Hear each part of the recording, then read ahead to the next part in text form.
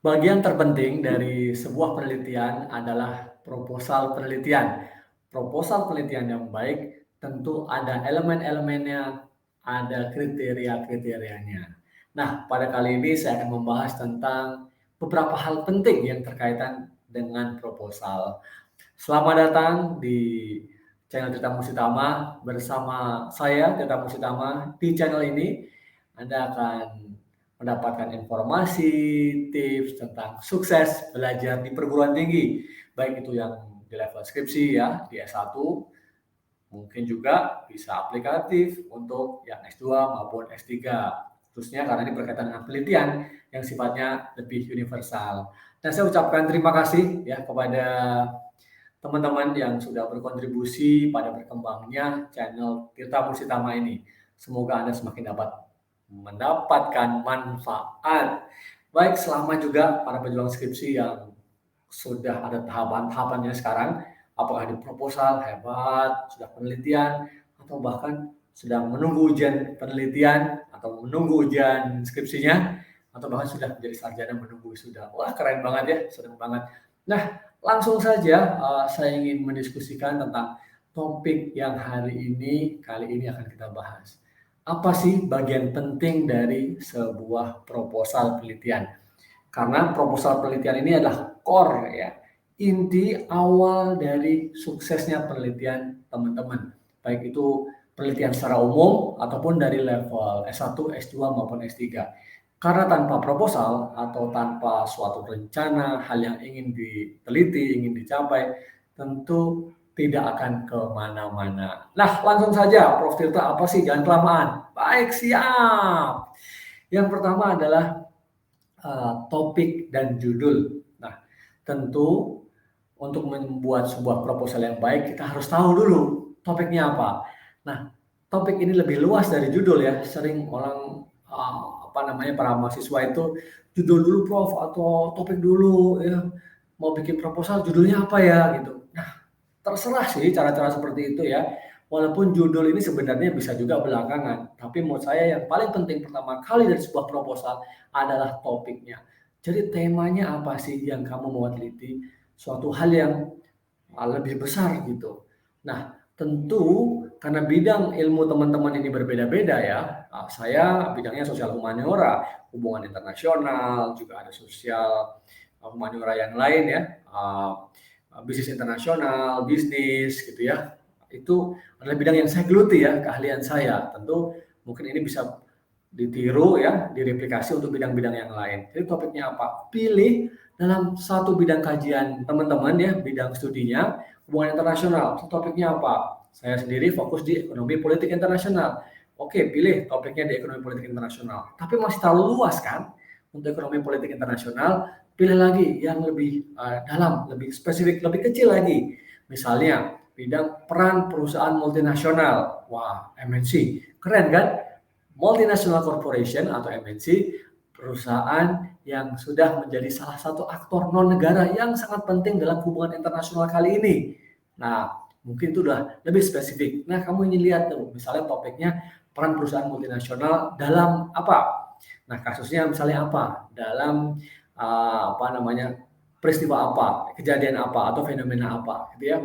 Silahkan, itu udah lumayan kecil. Nah, kalau misalnya lagi mau diperkecil lagi, biasanya kalau HI terkait dengan sekarang ada namanya Sustainable Development Goals. Waduh, kayaknya itu keren banget. Sekarang tidak hanya HI ya, tapi juga di bisnis, di ekonomi, bahkan di engineering, IT pun ada. Mungkin juga bidang-bidang lain karena goals-nya kan banyak macam-macam. Oke, misalnya peran perusahaan multinasional dalam mewujudkan atau mencapai salah satu yang goals dari SDGs itu. Boleh spesifik cari goals-nya apa. Nah, sudah lebih spesifik ya topiknya, kemudian nanti bisa formulasikanlah. Tadi bisa jadi judul juga ya. Jadi topik bisa juga sama dengan judul ya.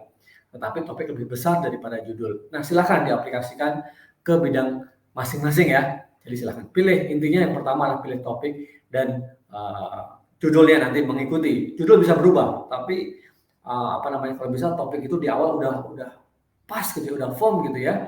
Saya mau meneliti ini gitu. Nah, kalau mau lebih detail ya, bagaimana caranya memilih topik, memilih judul, lihat video saya tentang bagaimana memilih topik dan judul ya. Silahkan Anda ketik, type aja cara menulis proposal atau cara mencari topik atau judul ya di channel ini. Insya Allah nanti akan muncul.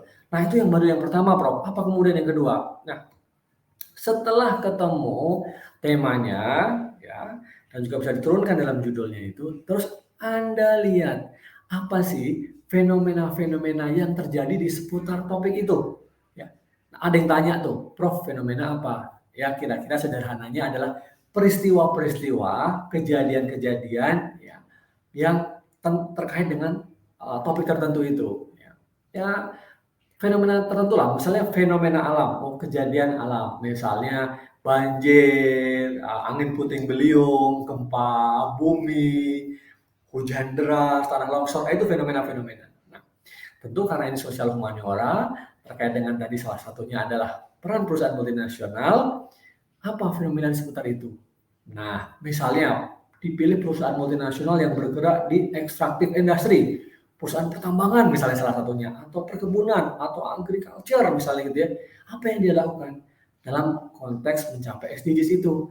Nah, ada beberapa contoh kan, misalnya bahwa banyak perusahaan multinasional yang mendapatkan penghargaan global, internasional tentang pengelolaan SDGs, pengelolaan lingkungan, limbah, dan lain-lain. Nah, ini contoh.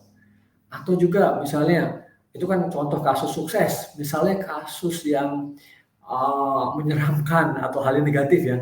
Misalnya ada perusahaan multinasional yang tidak memenuhi aturan-aturan pembuangan limbah yang baik misalnya, atau tidak mempedulikan lingkungan sehingga menimbulkan kerusakan-kerusakan lingkungan di sekitarnya. Nah, ini misalnya contoh. Ambil beberapa fenomena yang bisa menjadi hook ya, bisa menjadi suatu hal yang menarik ketika orang membaca itu terkait dengan topik yang Anda pilih. Nah, tentu berapa banyak ya, Prof? Silahkan ya. Tentu makin banyak makin bagus, tapi jangan sederet-deret banyak dikumpulin semua. Mungkin yang utama untuk pendahuluan 3, 4 hal atau mungkin 3, 5 hal yang menarik. Bisa yang pro, yang kontra tentang fenomena itu. Itu dilihat dari fenomena kenyataan.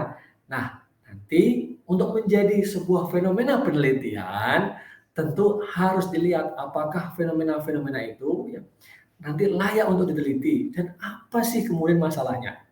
Ya.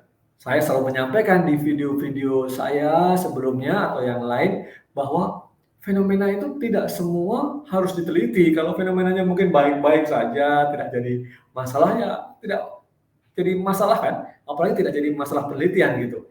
Nah, hal yang kedua selain fenomena nyata, saya selalu sampaikan juga apa fenomena atau perkembangan terbaru dari literatur terkait dengan topik itu.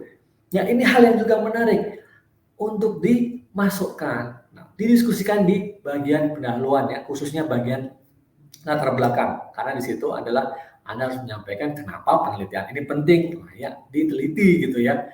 Nah, kalian harus familiar, harus mengerti, memahami apa literatur terkini, ya termutakhir yang baru terkait dengan topik yang sedang dibahas ini, gitu. Jadi nanti dituliskan. Nanti terkait tuh bagaimana mengaitkan antara fenomena dunia nyata, kejadian tadi dengan perkembangan yang terjadi di literatur yang terkini. Mungkin ada beberapa konsep yang kamu angkat. Nanti bisa, berarti kejadian yang di lapangan itu sebenarnya itu adalah bentuk misalnya strategi globalnya MNC misalnya gitu. Ada konsepnya itu kan. Nah mungkin ada temuan lain yang mengatakan bahwa beberapa ahli mengatakan bahwa untuk perusahaan multinasional yang ekstraktif industri kecenderungannya merusak lingkungan. Siapa itu misalnya bisa disitasi. Misalnya contohnya seperti itu. Nah itu adalah bagian fenomena penelitian. Nah tentu ya hal berikutnya yang tidak kalah penting adalah bagaimana merumuskan semua tadi menjadi sebuah permasalahan penelitian. Saya bilang sebuah ya, bisa saja masalahnya banyak, tapi untuk S1 saya sarankan fokus saja kepada satu rumusan masalah yang penting, yang paling penting, yang paling menarik perhatian kalian itu apa. Nah, bagaimana cara merumuskan permasalahan? Tentu ya, saya juga ada video ya, banyak video tentang rumusan permasalahan, silakan Anda cek juga. Tetapi yang paling sederhana ya, itu adalah bagaimana membenturkan dalam tanda kutip ya, mengkontraskan antara hal yang ideal, hal yang seharusnya dengan hal-hal yang terjadi kenyataan. Nah, misalnya nih, di literatur tadi kan disebutkan misalnya MNC, perusahaan multinasional harusnya punya peran global yang positif. Ya, tetapi kenyataannya fenomena tadi mengatakan sebaliknya misalnya. Nah, kemudian bisa diformulasikan masalahnya mau apa? Misalnya mau mencari sebabnya atau bagaimana itu bisa terjadi atau juga dampaknya.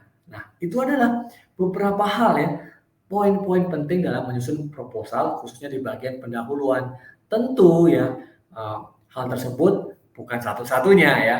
Nanti Anda bisa melihat video-video saya yang lain tentang bagaimana menulis melengkapi agar proposal penelitian kalian itu bagus dan bisa nanti langsung di ACC gitu ya. Nanti baik itu untuk proposal skripsi ya, proposal tesis, apalagi proposal disertasi. Kalau proposal disertasi tentu akan lebih kompleks ya, lebih sophisticated gitu ya. Nanti akan saya jelaskan tersendiri. Terima kasih banyak ya, semoga bermanfaat. Jangan lupa ya subscribe, dan kalau video ini memberikan value yang luar biasa buat kalian, bermanfaat gitu ya, silahkan di like dan berikan komentar kalau ada pertanyaan-pertanyaan. Jangan lupa share juga ke teman-teman yang lain. Sampai bertemu di video-video saya selanjutnya. Tetap sehat, tetap semangat. Anda bisa selesai skripsi Anda, tesis Anda, atau disertasi Anda. Sampai ketemu lagi.